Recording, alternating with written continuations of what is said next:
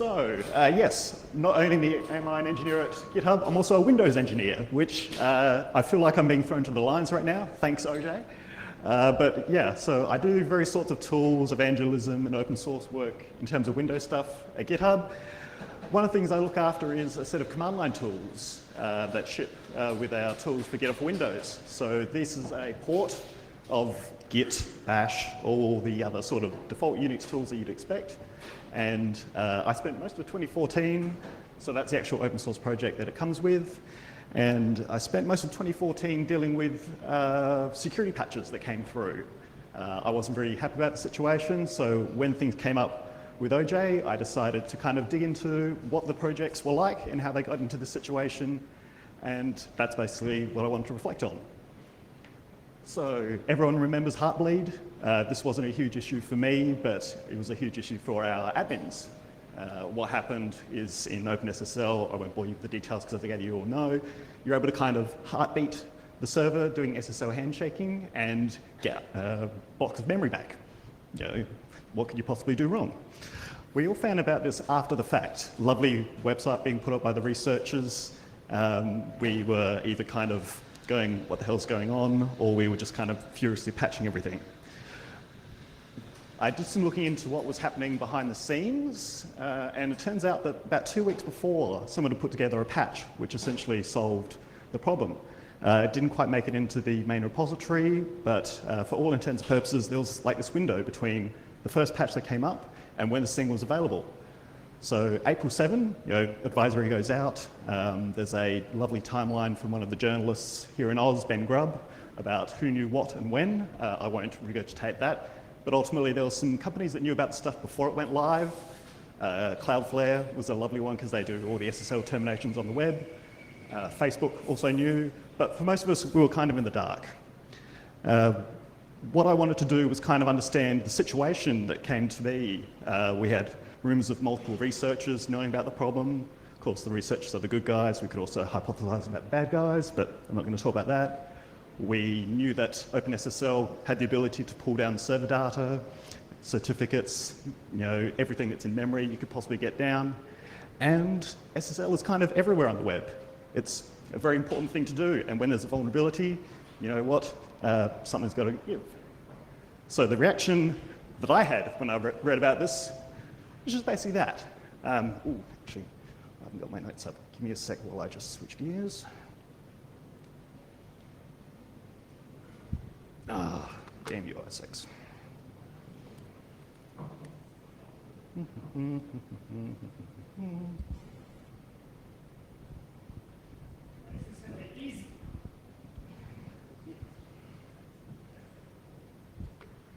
Fantastic, I'm back. So I want to quote this guy, Bruce Schneier. I hear he's kind of a big deal in the InfoSec world. On a scale of 1 to 10, this was an 11. I'll put aside the joke about how scales work and just say, obviously, if Bruce thinks it's serious, I also think it's serious. The OpenBSD crew, they also did their own security audit, basically pulling out a whole bunch of the code that was no longer needed, and they ended up forking OpenSSL. That's the beauty about open source. You can go and fork. There's all sorts of politics that deal with forking, but that's a discussion for another day. And like I said, our ops people were busy kind of revoking certificates, purchasing new ones, patching servers, dealing with all the shit work that comes up when a vulnerability goes out into the wild and you just need to basically reset everything. This gave people the opportunity to bash open source projects because they assumed that there was some sort of difference between the governance of an open source project versus the governance of a closed source project. I love this quote here that came up on Hacker News, I believe. If you've never read The Cathedral and the Bazaar from Eric S. Raymond, it's a pretty good book. It's aged a little bit. I think it was like 2000 was the most recent update, but there's a lot of good stuff in there about understanding how open source works. But I don't really like this definition broadly because he uses it for the Linux project, which has a whole bunch of developers and it's people being paid to do this stuff. But it doesn't quite extrapolate out to all open source projects. And so I'm going to use OpenSSL as an example of this. The code review that introduced the Heartbleed vulnerability involved these two people. One was a contributor, the other one was someone on the core team. And ultimately, he introduced something that was It was a classic sort of memory issue where they allocated extra stuff and they pulled it back. Yeah, that's obviously something within, as important as crypto, something's going to give. So I went and pulled up another open source project that I follow a lot, Chromium. The core of the Chrome browser is an open source project, and look at the number of reviewers on there. Not just specific people, but mailing lists. So there's a way that, I guess, over time, as open source projects have a increased number of contributors, they have the ability to pull in specific people. You can also get people who specialize in parts of the system. Again, Chromium is a huge code base, and so you kind of need a specialization once you get to a certain point. I did check the OpenSSL project after Heartbleed to see if anything had changed around their processes, but it's kind of the same, which made me sad. I kept digging, but I found some other things that gave me a whole bunch of hope. 12 months before Heartbleed versus 12 months after Heartbleed. A huge increase in commits, which is good, code churn and change things around. But the thing that really amazed me was the number of contributors went up 4 times. That means old contributors coming back, new contributors starting. Again, going towards that model that Eric talked about around, many eyeballs, all bugs are shallow. So that gives me hope for the direction of OpenSSL, but it's still a way to go. And the other thing that was really interesting is that there were 28 CVEs closed out since Heartbleed. Again, maybe they shouldn't have been in the first place, but ultimately they're getting triaged, they're getting improved, and the world is becoming a better and safer place. Shell shock. Oh, I love this one. Who had to deal with shell shock in terms of servers? Hands? Cool. We had our users report this issue because they'd open up a shell, they would type in some stuff, and it would say they're vulnerable. Not to deal with any sort of server stuff at all, but our clients were doing the stuff on their own machine. Like, okay, cool, you guys can do that. I'll go and put together a patch. Reading more into the stuff that was vulnerable, typical Linux services. What was fascinating about this is the relationship between Bash and all these services. A lovely little example for setting up a botnet. Run some Perl on someone else's server. That was how easy it was to do this. And so people got serious about doing this stuff. It came through another channel to the core person on security team, Chet Rame, yes, that's the one. He put together a patch, gave it a CVE, shipped it out to the world, and it impacted all these versions of Bash. If you're familiar at all with the history of Bash and how far back this goes, you'll be kind of just thinking now, oh, hang on a sec, that's a lot of numbers. Ultimately, some other researchers did the same thing. They started poking around the code that had changed, and more vulnerabilities were raised, and they got up to 6. I had a patch together for doing an upgrade after the first one, and I'm glad I held off, because, yeah, that's just insane. And so I wanted to kind of understand what this feature was. It was the ability to export functions from a Bash script and use them elsewhere. Typical scripting sort of stuff. 1989 was when this was added to Bash. I have colleagues at GitHub who are younger than this bug, and it just blows my mind. 1.03 of Bash was when this was added in. We're up to 4.3 at this point. I was just blown away by this. And the combination of exporting of functions and all the other services that use it, it was just a horrible mix. I learned from that even in the open source world, modularity of software is hard. Designing the system so that they can be used just for the stuff that you need and not much more, really hard. Even these services that are being installed on your machine, opening up vulnerabilities. Yeah, we make mistakes. So the note that I had here, I just made up this quote, but you get the idea. Untrusted input being handled in incorrect ways, and bad things happen. I'm ragging on some big open source projects, so now I'm going to switch things around and do something on a project that I've looked after. The story starts over in Mercurial.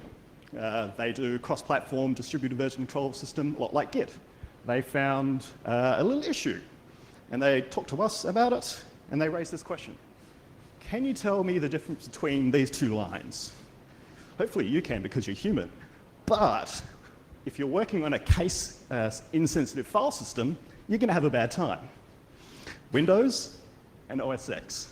So there's a way to kind of craft yourself up a little malicious config file that does some sort of stuff.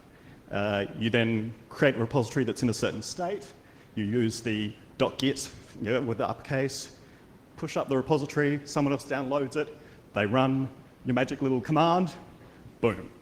That was the vulnerability, and we kind of went, all right, that's kind of serious. Let's kind of dig into this a little bit.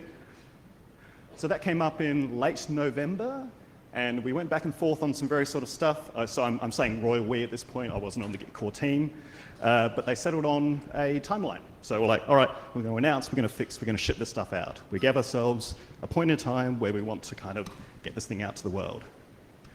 So we sized up all the things that were involved with doing this. You have the core of Git, you have msysGit, which was the port that I use, JGit, libgit2, all these other things that kind of use Git and are on these systems. And it's just like, whoa, this is a lot of work. Because really, it's not just about git.exe itself. We have users who install stuff, we have IDEs that use it, we have servers that could host up this malicious sort of repository. There was a lot of work involved. So Pef, one of our core Git contributors, started a little discussion internally. He had sized up, this is the vulnerability, this is all the work we need to do, blah, blah, blah. And the process was kind of like just gathering in people to kind of get this work done. My role in this was sort of ensuring the end user stuff was being updated. There were other people kind of doing the actual patches, and I was like, just give me the patch and I can ship stuff out. This was on the 16th of January, which was, I think, a Monday. We announced the stuff on the 19th, which was a Thursday. So in 3 days, we went from, hey, GitHub, we've got to do stuff, to get the stuff out to the world. We set the goal of 1 o'clock on Thursday. We hit that with the blog post, with everything lined up. All in all, we had 11 people at GitHub doing this stuff together. Marketing was actually involved, a couple of legal people, but mostly the engineers. So we put the blog post up. It went to #1 on Hacker News. Note, the GitHub blog post, not the Git mailing list post. What was interesting about that was our marketing people were involved with the actual drafting of it to explain the situation. Rather than going to, hey, Git, this is your new fix for that, we actually kind of explained what the issue was. See that little note there? The Linux clients are not affected. Like, lots of people were kind of understanding, they wanted to understand what they needed to do in an easy way. I had some people reach out to me after the fact to say, does Microsoft know about this? Does Atlassian know about this? Because they're kind of our rivals in the Git space, but they also contribute to Git itself. So I could actually point them to posts that Atlassian and Microsoft had done at the same time. We had coordinated behind the scenes to pull everyone together, and the end result, it was just smooth. So I've kind of gone through some stuff around how the open source world kind of deals with these issues, and I'm just going to go for a little rant. Security issues in open source are not glamorous at all. They're really, really hard to do. This is a quote from one of the Rails core maintainers who also does the Rails security stuff. Actually, just put this up today. And for end users, the security stuff is rather intangible. Like on the ops side, when you're doing software, like no one cares about it until bad things happen. I don't know how we get around doing this stuff for the security side, but yeah, maybe that's something you guys can help me out with. These bugs that were really, really critical were introduced years ago. I don't know how we deal with keeping things up to date in terms of security reviews and various other options like that, because these code bases are going around for decades at this point, and they're everywhere. Maybe we just kind of need to take a step back and go, all right, let's just kind of do a proper thorough review. Developers like writing new code. They will go, oh, I have a new shiny feature, and not think about it after that. Maybe as engineers, we kind of need to justify the new code that we write from a perspective of maintainability, security, not just doing new things because we can, but actually think about the big picture.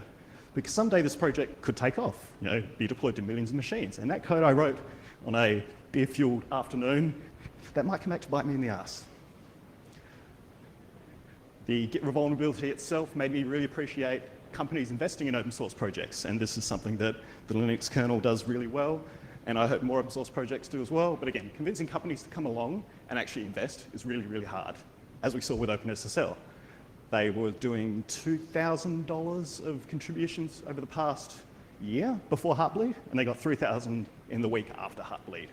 I don't know where they're at long term, but I'm pretty certain that they're still not working on it full time.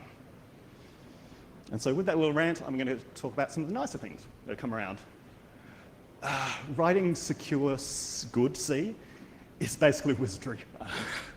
I say that as someone who has to write it from time to time, but I'm not qualified to do it. So I'm happy that there are services like this, Coverity, which will take open source projects and run them through all these various sort of known vulnerabilities that come up with code. We use it for a couple of our Git-based projects. Linux kernel uses it.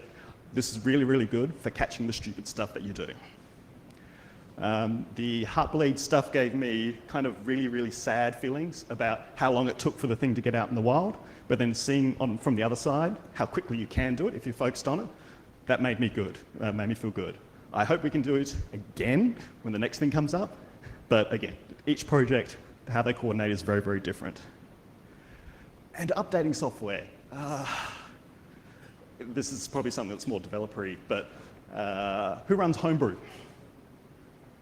Cool. We need that for end users. Like the ability to kind of just push stuff out and know that it's updated. Windows and Mac kind of do it well. The NTP vulnerability that OS X did, where it's just like, boom, you're installed. You don't even get to say in the matter, you're updated. We need to do that more because obviously with the Project Zero group that Google does, there's a lot of end user stuff with Windows, Adobe products, even OS X. Like, we need to improve the update mechanism for end users. So I'm just going to call it there. Do we have questions or do we want to go to lunch?